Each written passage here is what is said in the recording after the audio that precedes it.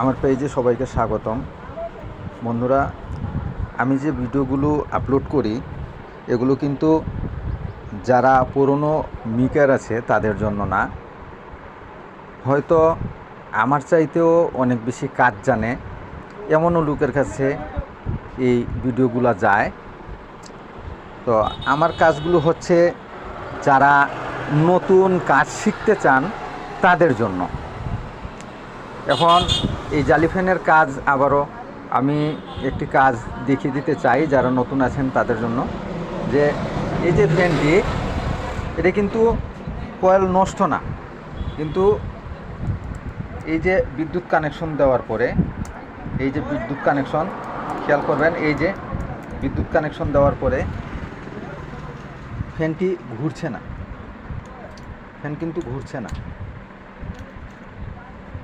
এই যে হালকা হালকা ঘুরছে, আপনারা লক্ষ্য করবেন হালকা ঘুরছে, হালকা, যেটা একেবারেই বোঝা যাচ্ছে না যে এটা ঘুরছে কিনা। দেখেন এই যে হালকা ঘুরছে। এর কারণ হচ্ছে এই যে ফ্যানটি জাম। অনেকেই আছেন যারা না বুঝে নারকেল তেল সরষের তেল দিয়ে থাকেন, তবে নারকেল তেল সরষের তেল দিলেই যে দিই সমস্যাটা সমাধান হতো, তাহলে কিন্তু আমাদের মিটারের প্রয়োজন হতো না।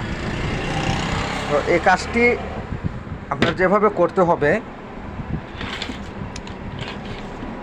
এটার ভিতরে দুইটা বল্টুর মতো সামনে এবং পিছনে, যেটাকে বলা হয় ভুস, এই ভুসটি নষ্ট হওয়ার কারণে এটা কিন্তু ফ্যানটি জাম হয়ে গেছে।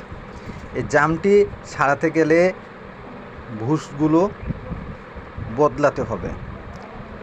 আসুন আমরা ভুসগুলো বদলি করি। বদলি করার পর আমি আপনাদেরকে কাজটা দেখাচ্ছি, এটা এরপরে কিভাবে চালু হয়েছে, কিভাবে ঘুরছে। আমি ভুসগুলো চেঞ্জ করি, চেঞ্জ করার পরে আমি দেখাচ্ছি আপনাদেরকে। আর ফ্যানটি খোলার পরে ভুসটি কোন জায়গাতে আছে সেটাও আপনাদেরকে দেখিয়ে দেব। তো এই যে বন্ধুরা, ফ্যানটি খোলা হয়েছে,